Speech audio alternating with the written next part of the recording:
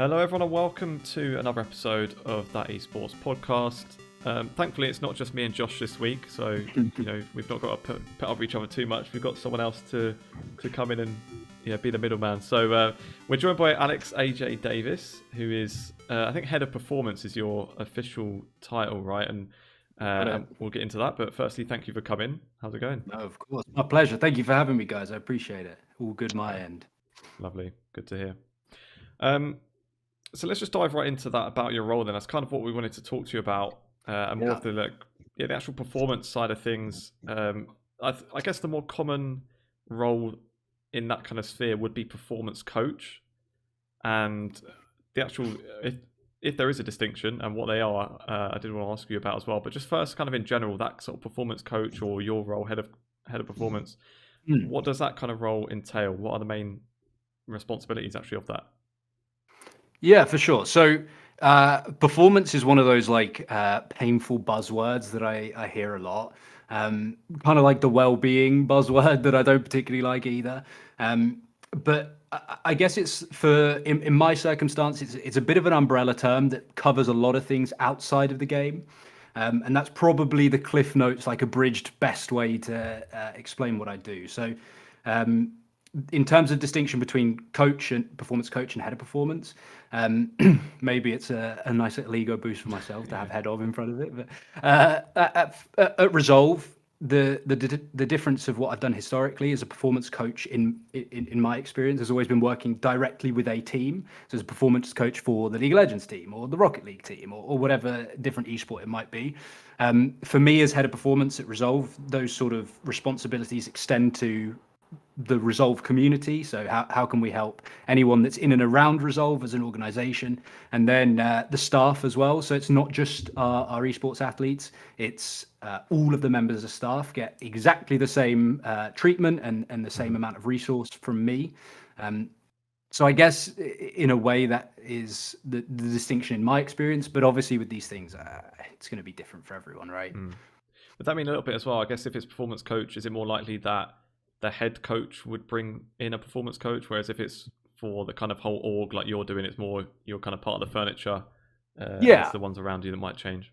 Yeah, that's a good way of describing it as well. So, for example, with our RLCS Rocket League team, so that's the top sort of competition in Europe for Rocket League. I work very, very closely with the head coach to ensure the sort of smooth running of the team and how we look at, like, for example, structuring our week, which might not be something that a performance coach might do. They might more be sticking to some of the classic performance things as well. So, yeah, I think that's probably a good way of describing it as well, as you say, Lee. Cool. One part as well, I don't know if you would still be doing this now, but kind of the first time I came to know of you really was when you were when you were first getting into esports with League of Legends back in the UK days, in the UK LC, and it was when you were on Barrage, and I used to have a podcast that was run around that league. Yeah, I remember. Your old colleague Furneaux was on there about 1 million times. He's one of our regulars. And I remember him saying that when they were doing roster building and tryouts, that you actually played a part in that as well. And kind of listening even just to like the comms between players and kind of working out, is this player going to be a good fit with this other player? Is that something that you would still do as well? Is that still part of your role? Yeah, so however sad I am to not be working League of Legends at the moment, the Rocket League is ever so slightly different. The ecosystem, I don't know how much you guys know about it, but the ecosystem generally, you will pick up a team as opposed to pick up a player and sort of piece a team together. So that was sort of super classic for League of Legends. You would never sign an all team as it is, right? I guess you would sign probably from just the number of players, I guess, because it's obviously only 3 players in Rocket League. I'm not wrong with that, am I? It'd be kind of like in League of Legends, you'd pick up a bot lane duo, perhaps. Precisely. And I think the thing is with Rocket League as well is the top level, the community is a little bit. So, for example, there's not a bunch of regional leagues for Rocket League. Well, there is, but not in the same way that League of Legends is set up. Really, it's kind of hard to explain. But the way that League of Legends was with all the regional leagues, you could pull from loads of different places. It's not quite like that for Rocket League. But when we were looking at trialing different rosters, so in the way that you would trial players, we would have a look at different rosters. So we might look at roster A, roster B, roster C, which is 3 players that come as a package, maybe with a coach, maybe not. I would have a hand in those sorts of things. I still do the personality test that I would have done in League of Legends, slightly altered. As time goes on, you find new personality tests and new ways of testing certain things, which is, with personality testing, there's always the inherent flaws, and I think we can sort of go, yeah, the inherent flaws are there. Accepting that, what information can we glean from them, right? So I still have a hand in terms of onboarding in that way. Yeah, I think that kind of recruitment phase is something that's done very poorly throughout esports at all levels. I mean, not even just at the kind of lower levels, but all the way through. And I've always been very critical of the kind of trial process, especially in League of Legends, that teams take to recruit new players, and they try them out and they see how they perform in those 1 to 3 game kind of scenarios. If they did well, like, there's a better chance of that player getting on the team. And I think there is really a trick missed with digging a bit psychologically into the kind of mindset that someone brings to a team, and having someone professional do that, which I mean, even teams that do have that kind of level of capability or have that kind of more specialized kind of someone more qualified in sports psychology itself to understand the level that type of mindset, I think that's often even possibly ignored at lots of kind of onboarding level, recruitment level of what a lot of teams do. So I think something very useful for teams to kind of think about moving forward is the kind of interview process, the level of having someone who can spot certain mindsets that may both either prohibit or also accelerate the learning of a player moving forward into possibly taking that player onto your team. So yeah, for sure. And sometimes it doesn't need to be super complicated, in my opinion, right? And I'm interested to hear what you think about this. Like, one thing that is often missed that I've seen in front of me, like I've seen this be like, oh no, we're not going to do that, is just like sit down with a player for an hour in a Discord call. It doesn't need to be super complex. You don't need to do loads of testing and find out this and find out that and ask them to fill this in and ask them to do this. It doesn't need to be anything crazy. And I think for organizations that might not have resources to bring a sports psych in, or to bring a performance coach in, or to bring a tier 1 coach in, for example, sitting down, whether it's a manager or the assistant coach or coach, whatever it might be, and just seeing what they're like. Like, do we have the same viewpoint on the game? Do we like to train and practice and learn in the same way? If not, how can I best assist you? These are the sorts of questions that I think tend to get missed a lot of the time. Yeah, I think in my past experience anyway with onboarding any player to a team, initially when I first started coaching, it was very much just copy the rest of the teams. What are they doing? They trial players. As I started to adapt what I thought about how this worked, I felt like watching the recent past of gameplay was more valuable than watching live gameplay.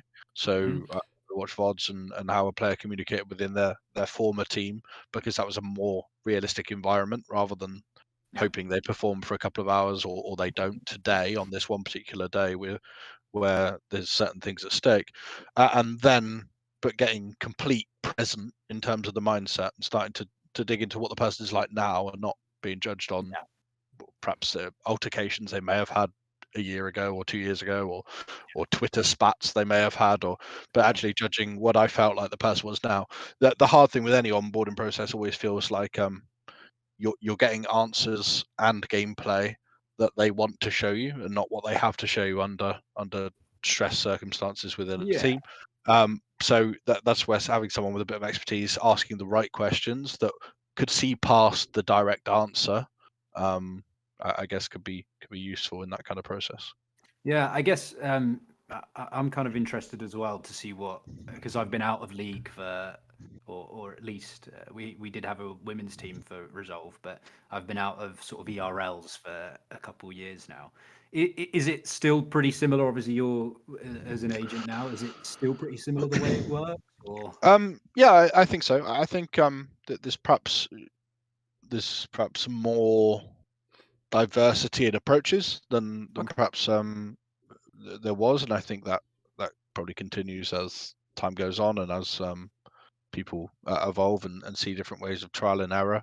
That trial and error eventually kicks in, and people see the error of their past kind of mistakes. But yeah, I mean, overall, it's similar. I think we're starting to see from the kind of importance of we'll call it performance again, but we really mean the umbrella term of outer game development. Probably leak down from the top echelons where they can really afford that to the top NDRL teams now as well, more with more potency. But yeah, I think overall it's not too dissimilar from probably when you were there, AJ, but just slightly more diversified throughout. Interesting. Cool. You've obviously done this role then, as you said, around different games. Do you find much different? Like, would you have different approaches with like a League of Legends player compared to a Rocket League one? What's the kind of differences you notice? Well, so for example, I used to do so when I was on Barrage, I did a lot of work on understanding how we communicate effectively, but that was in League of Legends, right? So let's say a game now, circa 30 minutes, somewhere around there for a game on average, maybe a little less at the sort of LEC level. Yeah. But you had all the time in the world to communicate. You press B, and now you've got what? Let's say 30 seconds to communicate what you're going to do on the map as you buy items, walk back to lane. You've got time, right? So this was the first thing that I was like, I'll have to throw all of that out the window for Rocket League. Rocket League is a 5-minute game with some overtimes, with no breaks, no pauses, other than if a goal goes in, right? So in terms of communication, it was so different. And it's hilarious as well because, listening to the comms for League of Legends is like mostly pretty calm. Let's do this. I'm going to path this way. I'm going to move this way. I'm going to do this. And then Rocket League is like 1 2 1 2 1 2 da da da da da da da da da da. It's like the beat for the comms is a completely different beat. So, communicating effectively in League of Legends and communicating effectively in Rocket League are completely different. That was the first one I really saw. But this is totally anecdotal. But there is a certain mindset that is in League of Legends that isn't in Rocket League around frustration and tilt. And maybe that's inherent to the game itself as opposed to pros in League and pros in Rocket League. But that's the two sort of really blindingly obvious things that I saw pretty quickly. You say about... Oh, go on, Josh. No, I was just going to say, I mean, this is me thinking on the fly as to why that may be, right? But do you think that the kind of built up, pent up emotions that I guess are displayed over time in League of Legends are because it is over such a stretched out period of time, and there's a series of occurrences. It's not like just one moment that often causes those emotions. It's a series of situations that play out in a way in which frustrates someone and causes, I mean, another buzzword in tilt to really occur, or frustration to occur. Whereas within a short 5-minute quick snappy game like Rocket League, you're either kind of you're either satisfied with the game, or I guess you're not satisfied with the game. There's not that kind of middle ground, I suppose. But I think so. I think time investment is the like one of the big things, right? And I think League is inherently one of those games where it's easy to find things to be frustrated at in League. So if you're a jungler, you can look at a lane on solo queue and be like, oh my god, this game's doomed. Look at the top lane, and look at the way he's auto spacing, or look at the way he's positioning, things like that. But inherently, the game is going to be like 30 to 45 minutes. So it's a time investment. And if you think this game is lost, it's pretty jarring to then Yeah, spend especially if 45 that's at minutes. like minute 10 or something, and you feel like there's nothing we could do now. Dude, You're spending the next half an exactly. hour just trying to hold on to something that's probably lost anyway. Exactly. Yeah. And I think there is with Rocket League you have that it's 5 minutes. Yeah, It's we'll 5 go minutes, next game. Like you whatever. can brush it off almost. Yeah. Yeah. And I think also with Rocket League you have ones, you have twos, you have threes. So generally the pro scene is a 3v3. But you can also play 2v2. You can play 1v1.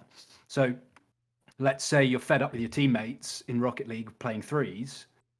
Well, you can jump into You're not ones. relying on them next game, like potentially. Exactly. Yeah. Exactly. Yeah, sure. I mean, I think in all team sports or team esports, there's an element of if you get to a point where you feel kind of helpless within a scenario, that actually digging deep into those minuscule kind of incremental gains that you can make to develop your own performance, actually it's much easier to just point a finger at someone else as to why they are not performing, or this is the reason my team is not performing because that player is bad or that player is playing poorly at the moment. And it's an easy scapegoat, or it's easy to create a scapegoat for poor performance, and obviously it incurs that level of frustration or tilt because you get wound up about that, and then everything that goes wrong within that team environment starts to, three people have the same idea and their forms are kind of, it's definitely always that person without it actually being the case. So the interesting thing, and this just popped into my head when you were talking about the dynamics and stuff like that, League of Legends, obviously with 5 people, you have a different like internal dialogue in terms of internal being the team itself, right? So you might have 2 people on one opinion, 2 people on another opinion, 1 person on a third opinion, and they all have different opinions. And that could be good, that could be bad. You could brainstorm and all come to a conclusion together, or it could be loggerheads, right?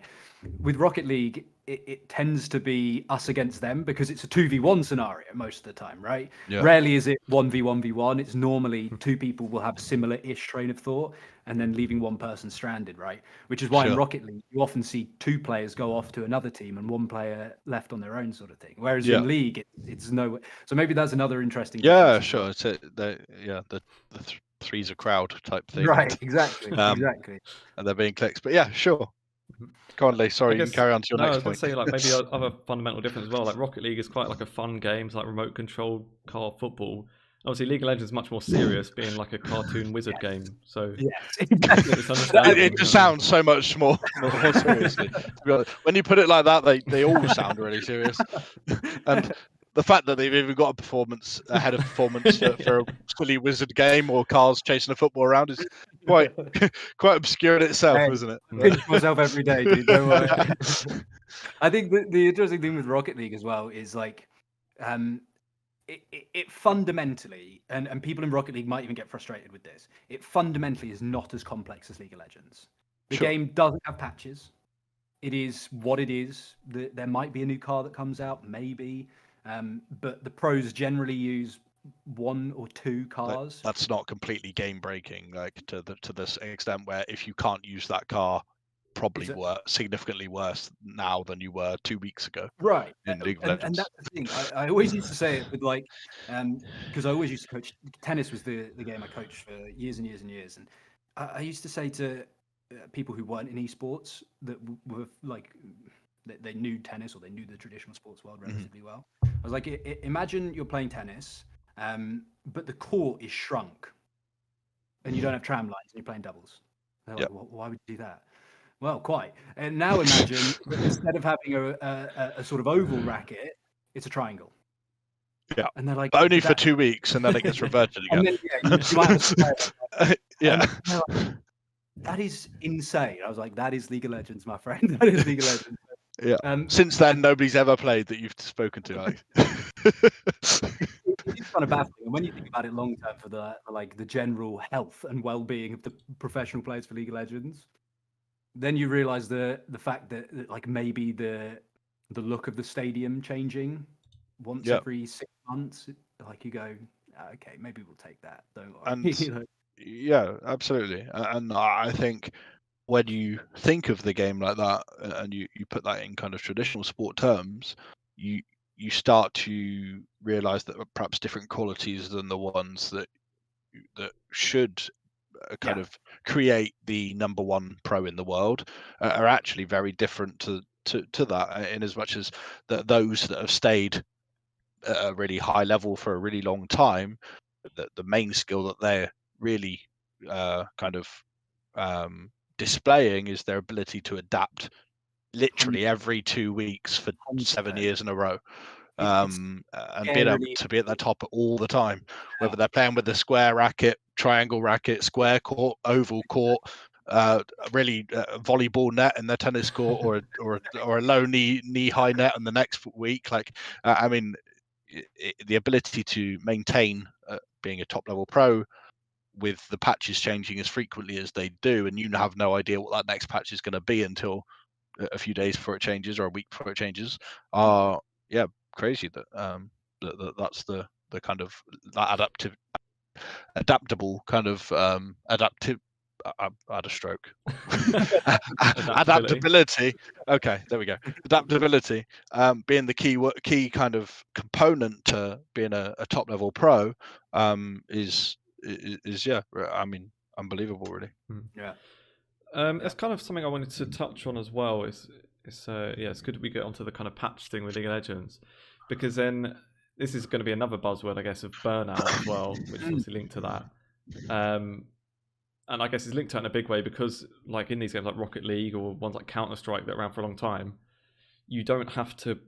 There's not a massive change, but often where you've then got to suddenly spam the game as much as possible for 2 weeks to then get up to speed for then the next 2 weeks of games before the next patch happens. You've got to do it all again. Yeah.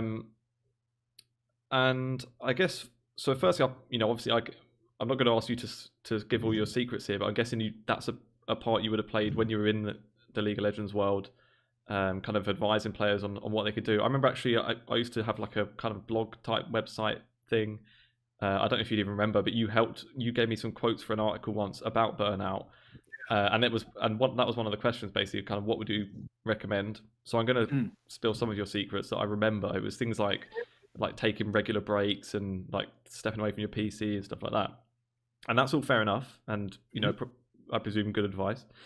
One kind of question though that I had more about it, which is kind of a bigger topic, I guess, is especially in a game like League of Legends where on the highest level, it's so dominated by Eastern players, so from China and Korea, where it is a bit more notorious that they are the grinders, and there's different reasons around that. So, for example, in actually both of them, I guess, they just have such a huge talent pool that actually, if a player gives absolutely everything for 2 years, reaches that peak, wins the world championship, and then they burn out and they can't keep that high, there's another player to fill the gap. So they're replaceable. Yeah. The teams don't necessarily care that much because they can find a new player.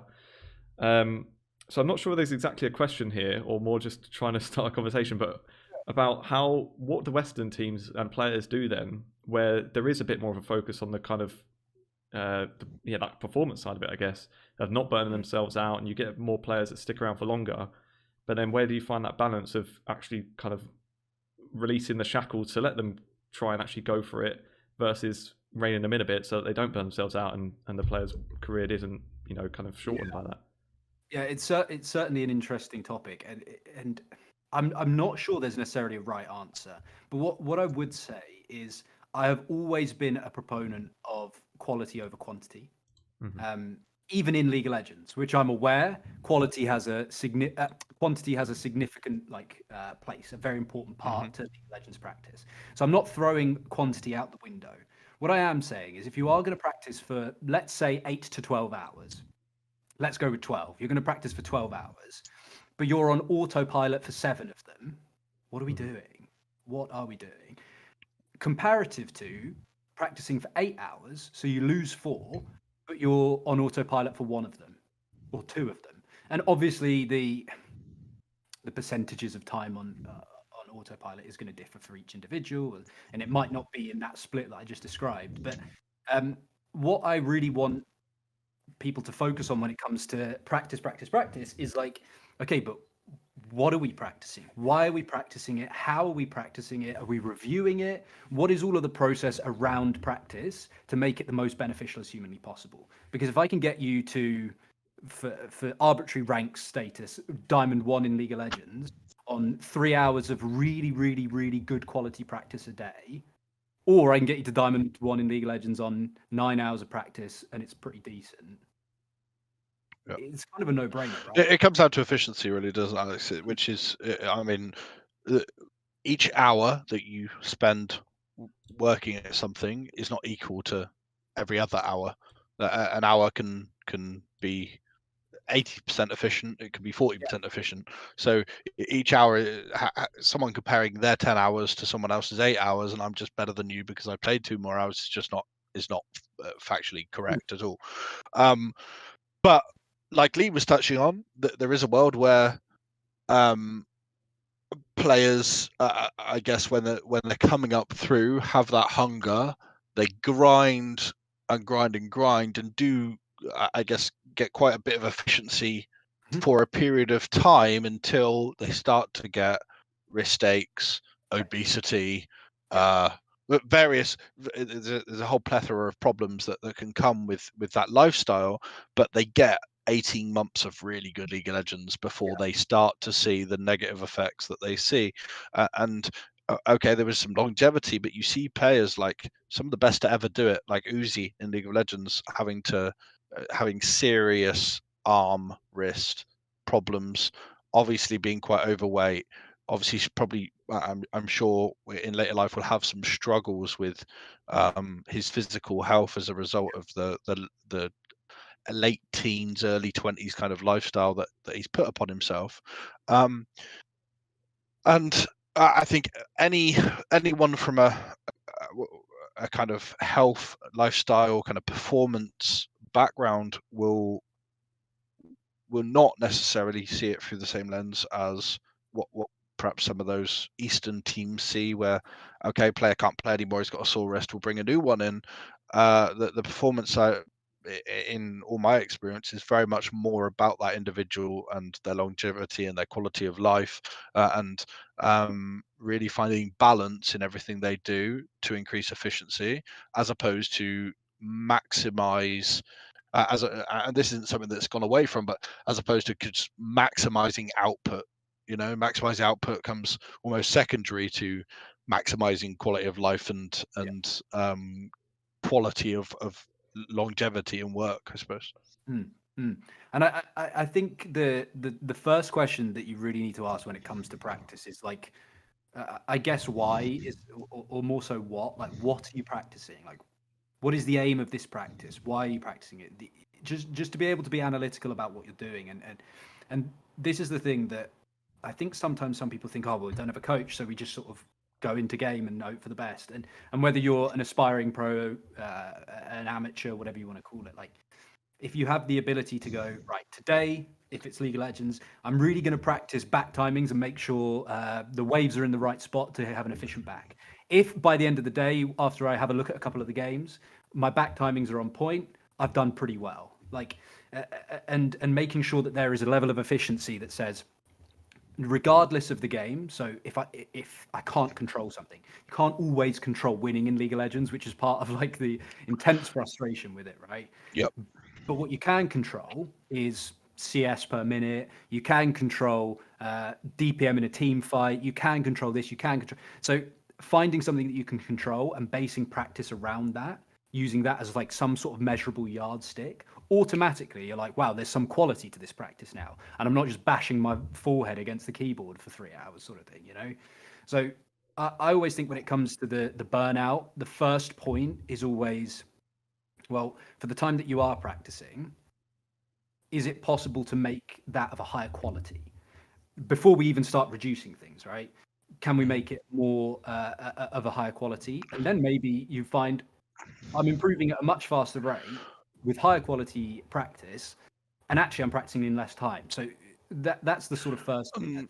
This really works in a world where the ability to measure improvement exists as well, Alex, right? Because I'm sure you've probably found, but I definitely found, especially again towards the earlier stage of my career, and then as I pointed it out more, it became more obvious. But towards the earlier stages of my career, I could work with the team on the ability to, what I viewed improvement was today is that we are working on setting up around dragon and control of the dragon, right? And we're gonna measure the amount of dragons we take compared to previous. We're gonna overview these moments in the game with the absence of kind of training routines, which you would have in a traditional sport where you can actually isolate part of a game and train that moment.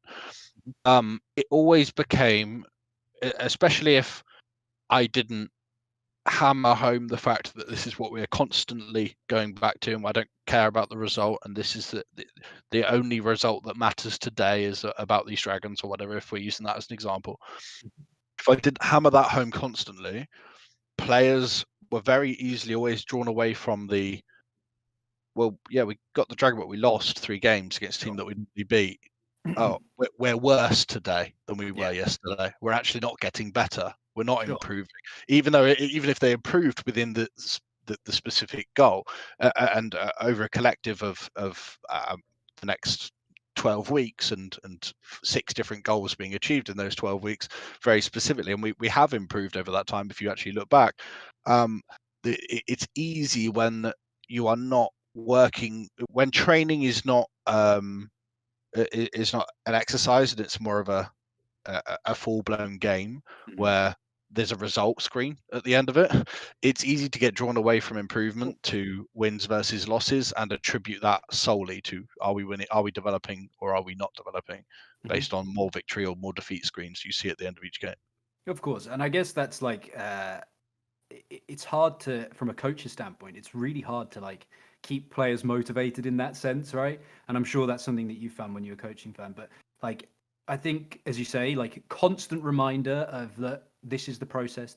We need to trust in the process because this is what we're trying to achieve. This is why we're all bought into this. We're all got the same goal. And that's the key one, right? The buy-in. And I think that's the key one also with the kind of performance work that you do, and sure a lot of performance kind of coaches have felt the same, is that if you get the team to believe in that and believe in that, then you're onto a winner.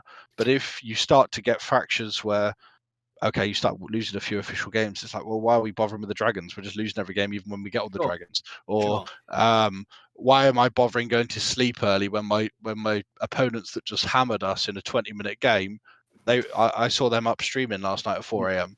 You know, and we always had this, even at an LEC level. I remember getting to the LEC and trying to implement stuff that perhaps was different to whatever LEC teams were doing, whether that be around sleep, whether that be around kind of food, whether that be around hours at a desk, whether that be enforcing the team to get outside, and being up against various walls of G2. but Caps just sits at his screen and eats pizza all day. You know what I mean? And orders pizza to his screen. He doesn't have to go to the table with his teammates to eat. And they go on to win MSI that year. And the argument becomes a bit diminished. You know what I mean? In that sense. But yeah, and your response is, you're not bloody Caps though, are you? Well, yeah. Well, my response was often, well, imagine if Caps did all these things correctly. How good would it be? Right. You know? And that's not visible immediately. And if you're we can often be impatient, and if results are not shown quickly from what we do, we can easily chuck in the towel, you know. And same with life, right? Same with being overweight and going to the gym. You don't see results by going to the gym once. You don't see anything. Nothing happened. You see results through the power of consistency and a kind of an implementation over time, more so than implementation today. And that, try and overcome that, we can't see the development in what we're doing, but we still have to believe in it, is quite a hard process to get through sometimes for teams. It's almost Santa Claus-esque, isn't it? That's like, I'm getting presents. I can see that. Yeah, but I've never seen him. I don't know. But it is like it is a problem, and you know, one way around that, linking that back to what we spoke about earlier, is like making sure you have the right individuals around you, both player and staff wise, from an onboarding point of view, right? If you have a player that is Caps, would Caps fit at Resolve what we're trying to build?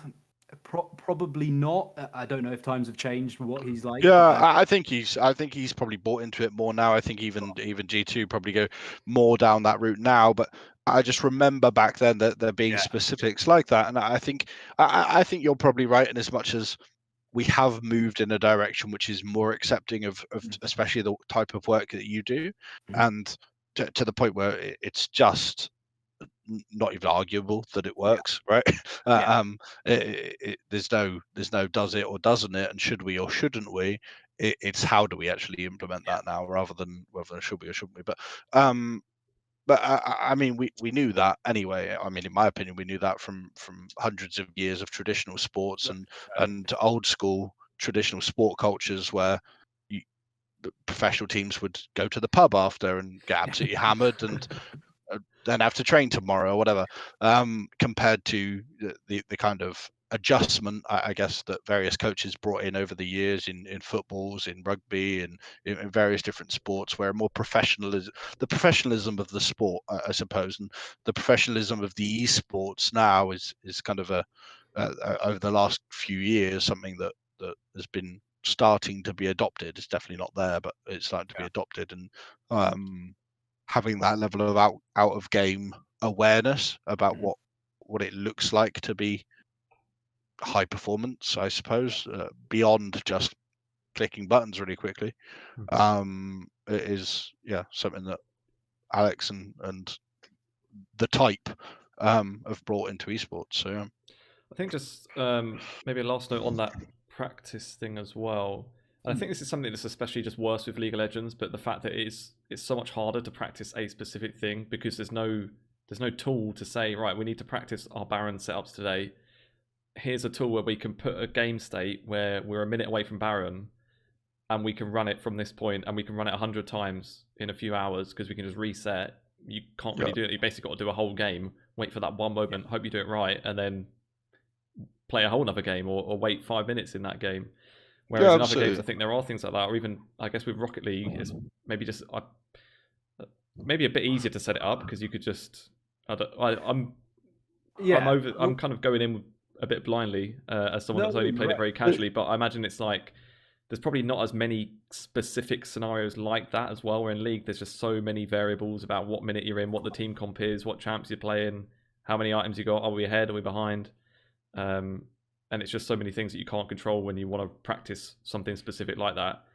And it's just kind of fundamentally an issue with the game unless a tool like that is made or they update the practice tool to give that kind of thing. The fact that doesn't really exist very often in lots of esports, to me, is just shows that of these titles, they were not originally created with it being a professional kind of game in mind, right? Where it goes competitive. As soon as they've become competitive and there's official leagues, for me, there should be training modes for teams, right? I mean, it just doesn't make any sense that there isn't. It comes where it's like fundamentally esports for the most part for the publishers is a marketing tool. For publishers, it's not worth them to pump their money in it just to make the teams happier when the viewers. Well, to make the top 0.01% of players make a difference to their gameplay. Actually, we care more about releasing the new Annie skin that's going to make us exactly 3.2 million or whatever. For Rocket League, one thing that I did notice very early was like I guess it's kind of the equivalent to the practice tool in League of Legends, where you can spawn in dummies and things like that. But our players, for their warm up, in order to make sure that mechanically they're sound, will spend a chunk of time in free play. And free play is literally you, the car, and the ball on a map. That's it. 2 goals, you put the ball in the goal. But they will practice various mechanics. So if you were to try and put it into League of Legends terms, I guess it would be like Lee Sin jumping into practice store and practicing insects and things like that. But they will do, let's say there's 10 different mechanics, not in the game, but there's 10 different mechanics that they're going to practice. They will practice 50 times each mechanic and then they're ready to go, sort of thing. So that was one thing that's also different that's interesting with practice for Rocket League is like pros will sit in free play for X amount of time, 30 minutes, 60 minutes, hour and a half, whatever it might be for each person, and practice the same thing over and over and over and over and over and over and over and over again, sort of thing, which certainly when I was in League of Legends, I don't think people used to warm up. I mean, I've only seen, so when I was in the LEC, players you have kind of 5 minutes on the stage before you ask to get into your lobby, that they would go in them and just set up. I mean, part of it was actually just testing settings, right? Because they're moving PC, it's on a new PC, so they're actually just testing that their settings are all correct and their keybinds are correct within a practice tool scenario.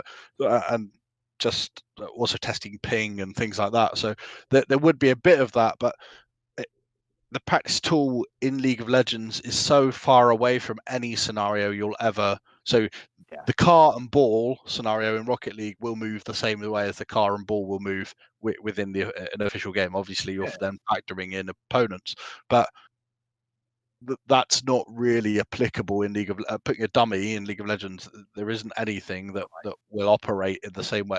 The only thing it's really useful for is the mathematics part of the game and testing kind of damage output, and it does this build do more damage than another build because the dummy shows you how much damage you've done and DPS you've done over a short amount of time. So, but it's not really an applicable kind of tool that can be used within with then taken. It's not even like you can kind of use visualization techniques of stuff you've done within that practice tool to take into an actual game, because the dummy doesn't move. The dummy doesn't do anything. The dummy is like no person you'll ever face in League of Legends, whereas the ball and car and the way they interact in Rocket League in a practice mode move in that way when you're in the game, and then it's just factoring out the opposition.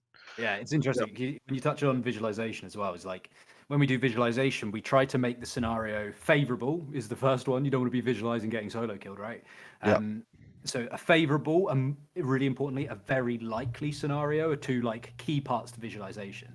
Yes. If you're visualizing a Rocket League mechanic that you've practiced 50 times 10 minutes ago in the practice tool, it's going to look the same, right? It's much easier to apply that to the actual game. It might be that the car's coming at a slightly different angle, or the trajectory of the ball after hitting it isn't quite the same, but the mechanic is the mechanic, right? Visualizing in second a dummy under tower, like it never happens, and the dummy is not able to apply any of the spells that one of the 140 characters that you may be facing can, or a summoner spell, or it doesn't move at all. It literally stands completely static. So I mean, really, the practice tool is almost information gathering in League of Legends as opposed to mechanical gathering. There's information around kind of wards and where wards can see on a map, because that will apply. There's information around stats from builds and how much damage you can put out with certain builds, or how much builds cost relative to others. So it's really information gathering as opposed to any kind of actual training tool. I think it's probably better for analysts than it is for actually players, to be honest. I've just realised as well, from the outside looking in, I've for the last 40 minutes done nothing other than rag on Rocket League. And for clarity, I love Rocket League. It is probably the best. You're telling us you want to come back to League of Legends, eh? I'm coming back. Resolve, get a League of Legends team again. No, but I mean, it really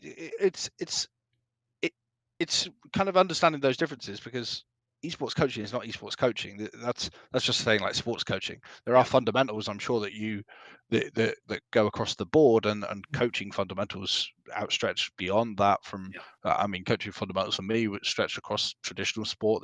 They stretched across some of my kind of teaching understanding of teaching and developing kind of youngsters, right through to being able to coach League of Legends within the umbrella of esports. So there are fundamentals, but those differences are something that perhaps isn't often spoken about, because lots of coaches, especially kind of strategical coaches or tactical coaches, don't stray from one esport to another. So to have someone like yourself who's experienced both of those is actually quite unique. I think the common thread for me is like, as long as a coach is questioning what they're doing from like an analytical lens, like, is this the most efficient way to do this? Does this reach the goals that I want to do? Is there a way that I can do this better? Like, I think that's a really important feature that I haven't seen a lot of. And my take on esports coaches generally isn't always a particularly positive one. But to be able to look at, like, is for example, sitting in a replay analysis, for example, like this is a perfect example. I was working with our head coach for Rocket League, Ewan, who is fantastic. He's absolutely brilliant. But I said to him, like, is a replay analysis, a VOD review for 60 minutes really like the best way to go about this, do we think? Like, is there a better way that we can work this? Just sitting everyone at their PCs for 60 minutes with their cameras off? Can we think of a different way to achieve the same goals in a shorter time frame, for example? So let's do, instead of one replay analysis a week for 60 minutes, let's do 3 for 25 and see what happens. Hey, if it doesn't work out, it doesn't work out. We can trash it and go back to another way, and we can think of another thing, right? So just staying on your toes and trying to adapt is pretty good as well. That willingness to change approach, both based on the kind of clientele, the players you're working with, as well as just what's working and what isn't. And sometimes you I mean, so many times, even myself, I've done certain things, especially again going back towards my earlier days in coaching, where I was doing it because that's the way it was done, but not because it was the best way of doing it, right? And what I learned when I went into kind of League of Legends initially was I queried other coaches, like, how do you go about scrims? How do you go? And I would learn off other people, observing other people, and you almost replicate what you perceive, and then I mean, as you become a bit more experienced, you see things not work. But sometimes you also need that.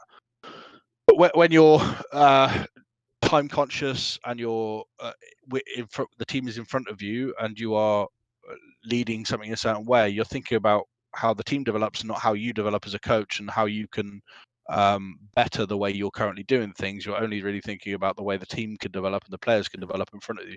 So having someone additionally who's almost critiquing your coaching or your methods, I've found in the past really, really useful as well. Even to kind of little introductions. So I remember there was a period of time when I think I was coaching XL pre-LEC, and we were in a house, so we're in a house environment altogether.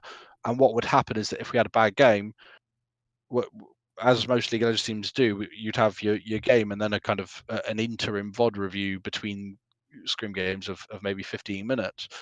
And we would come out of game, and I would be on a 3-minute delay or a slight delay watching parts of the game back, and the team would immediately go into a very emotional response from what happened in the game. So that they would go into a direct kind of conflict, or the way they would approach things that they would say. Why the hell are we doing something like that and it came out as an attack sometimes, one player to another. In reality, all they wanted to know is how can we get better at this, is what the actual question they're asking. But the ways in which it was approached by that became quite an attack. So I enforced that nobody actually spoke for 3 minutes after they come out of the game. They go away, they get a drink, they walk, they do whatever. Whether we win the game, whether we lose the game, this is now the rule. They took 3 minutes to actually go do their own thing. And then we reconvened, and really that 3 minutes was used to get your thoughts in order and think about what you're actually going to bring to this review, as opposed to your emotional immediate response. And what you would get is that one sentence that was, why the hell do we play Dragon like this, to a player that is going to take that as a defensive and close down and not respond. It became, do you think that we could have done this at this Dragon scenario? So it's exactly the same question, posed in a different way, and the response that was returned was, actually, no, I couldn't do this because of that. Or, yeah, you're right, I should have actually. I see that now. And just little implementations of things like that, which were sometimes pointed out to me by assistant coaches, performance coaches, other people around me, really helped development of teams that I work with in a beyond perhaps what I would have done just solely by myself. So yeah, and I think those sorts of tactics, especially that those sort of break taking sort of tactics, but generally the idea of like creating space between what has happened and becoming grounded, becoming present, taking a breather, like it just does wonders. We used to do it on Barrage all the time. If I ever saw someone on TeamSpeak with their microphone and I could see the blue light flickering after the game, I was like, get out, go and get some water, come back in 2 minutes. Do not even start, sort of thing. So I think it's those things. But the times that I personally developed the most as a coach was when I had an assistant coach or I had a head coach, like when I had someone with me that could be like, hey, why did you do that? What do you think about this? What if we did that this way? And just having another sort of voice that says things, and it's not even like necessarily a critique, but just a question. Like it just makes you think again and become creative, and that can be really beneficial. Absolutely. I do like imagine as well when you're saying, Fern, about that 3-minute rule, just like one time where maybe it is really kicking off and the players are just waiting there like Gladiator when they're with the people that are about to start killing each other, but they're waiting to go in and they're just kind of standing there before they go for it. Yeah, I mean, it happens for sure. But I think even when they are feeling like that, there's a lot of pent up annoyance, frustration, whatever. That 3 minutes, they still changed the way that they would have said that point to if they said it within the first 2 seconds of coming out of that game. And it might be exactly the same point. Lots of the points were right. Even under the mask of frustration, a lot of points the players were coming out with to each other were absolutely correct and absolutely valid questions to ask. It was the way in which the questions were presented to other players. Some players really like that direct kind of, what the F are we doing here? This is absolute shite. And then one player stands up and goes, yeah, look, sorry, it's on me. There's certain players that can take criticism like that and utilize that to be better. There's some players that don't respond well to that at all and need more of an arm around the shoulder and look, come on, we can actually do better here. I think a good coach doesn't only know what they're dealing with as in terms of trying to find the right answer to a question, but it's really understanding the clientele, the personnel that they're working with, in order which questions are the right questions to ask to those individuals to get to the right answer. And so really a lot of coaches that are on the cusp of being good have A and C correct. They have the question and the answer, but the bit in the middle, the B, the how do we get from question to answer, is the bit that a lot of that stops some kind of average to good coaches becoming great coaches, is because they never really focus on that bit in the middle. And but that's what I learned a lot about in my time doing it, for sure.